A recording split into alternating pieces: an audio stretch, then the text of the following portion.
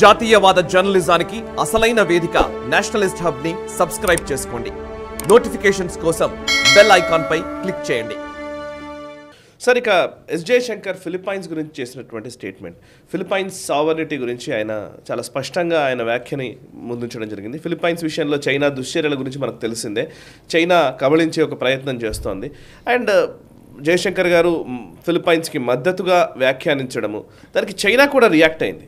China reaction ఏంటంటే, third parties have no right to interfere whatsoever, respect China's territorial sovereignty and maritime rights. ఇది చైనా నుంచి వచ్చిన response. So Jaishankar and China, Philippines, వీటి మీద ఒక విశ్లేషణ.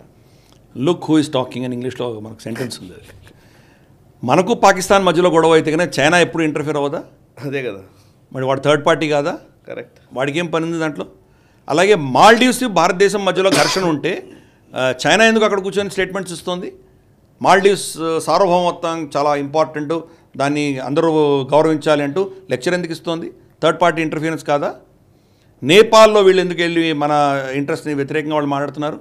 అలాగే బంగ్లాదేశ్లో వాళ్ళ భారతదేశానికి వ్యతిరేకమైన స్టేట్మెంట్స్ ఎన్ని ఉన్నాయి చైనావి? వాళ్ళు మనకు లెక్చర్లు ఇస్తున్నారు. మనం ఏం చేసాము? వాళ్ళ భాషలోనే వాళ్ళకి మళ్ళీ తిప్పి కొట్టేటువంటి ప్రయత్నం మనం చేస్తున్నాం. జయశంకర్ గారు సింగపూర్కి వెళ్ళినప్పుడు ఆయన ఎవరు అడిగితే కనుక ఆయన ఇచ్చిన సమాధానం ఏంటంటే, ఈ సో కాల్డ్ డిస్ప్యూటెడ్ టెరిటరీస్ ఏవైతే సముద్రంలో ఉన్నాయో సౌత్ చైనా సీలో, అది ఫిలిప్పైన్స్కి సంబంధించి భారతదేశం నమ్ముతోంది అని స్టేట్మెంట్ ఇచ్చారు. ఎందుకు ఇచ్చారు ఆయన? ఇంటర్నేషనల్ కోర్ట్ ఏదైతే ఈ సముద్రానికి సంబంధించినటువంటి చట్టం ఏదే అన్క్లాస్ అని ఉందో, United Nations clause on seas అని ఏదైతే ఉన్నదో, convention of law of seas అని ఏదైతే ఉందో అది కానీ, లేదా ఇంటర్నేషనల్ కోర్ట్ యొక్క జడ్జిమెంట్ కానీ ఫిలిప్పైన్స్ సమర్థిస్తూ ఇచ్చారు, చైనాకు వ్యతిరేకంగా ఇచ్చారు. ఓకే.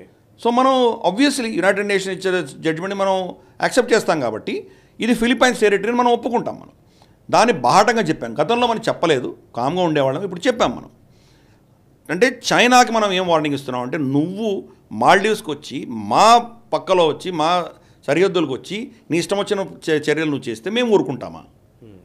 నీ బ్యాక్యార్డ్లోకి వచ్చి, అంటే మనకు బాలకృష్ణ గారి స్టేట్మెంట్ ఉంది కదా, మీ ఊరికి వచ్చా, మీ ఇంటికి వచ్చా, మీ అటువంటిది మనం చేస్తున్నాం. చైనా దగ్గరికే వెళ్ళి మీరు స్టేట్మెంట్ ఇవ్వడం అన్నది చాలా పెద్ద విషయం. ప్లస్ ఇదే నెల మనం ఫిలిప్పైన్స్కి బ్రహ్మోస్ ఇచ్చాం. మనం బ్రహ్మోస్ షిప్మెంట్ అక్కడ వెళ్తున్నది అది. Okay. Plus one China policy మనం అఫీషియల్గా యాక్సెప్ట్ చేసాం. అఫీషియల్గా యాక్సెప్ట్ చేసిన వన్ చైనా పాలసీని మళ్ళీ మనం ఓపెన్ చేస్తున్నాం. ఎలా? తైవాన్ యొక్క థర్డ్ ఎంబసీని భారతదేశంలో ఓపెన్ చేయడానికి పర్మిషన్ ఇచ్చాము. ప్లస్ తైవాన్కి వర్కర్స్ని పంపించడానికి వాళ్ళతో అగ్రిమెంట్ చేసుకున్నాం. మనం 10,000 మంది అదనంగా అక్కడ మనం మన వర్కర్స్ని పంపించే దిశగా వాళ్ళతో అగ్రిమెంట్ చేసుకున్నాం. ప్లస్ తైవాన్ కంపెనీలు ఫాక్స్కాన్ లాంటివన్నీ కూడా చైనా నుంచి విత్డ్రా అయ్యి భారతదేశానికి వస్తున్నాయి. సో తైవాన్ భారత సంబంధాలు మెరుగుపడుతున్నాయంటే కనుక మనం వన్ చైనా పాలసీని క్రమేపీ చెప్పకనే దాని నుంచి వెళ్ళిపోతున్నట్టు మనం సూచనలు ఇస్తున్నాం వాళ్ళకి. ఓకే.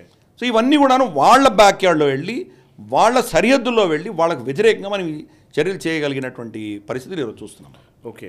ఈ వీడియో మీకు నచ్చినట్టయితే లైక్ చేయండి, 10 మందికి షేర్ చేయండి. అలాగే కామెంట్ల రూపంలో మీ అభిప్రాయాలను మాతో పంచుకోండి. Nationalist hub group of channels ను సబ్స్క్రైబ్ చేసుకుని తెలుగునాట జాతీయవాద జర్నలిజాన్ని ప్రోత్సహించండి. ఈ వీడియో కింద ఉన్న బెల్ ఐకాన్ పై క్లిక్ చేయడం మర్చిపోవద్దు.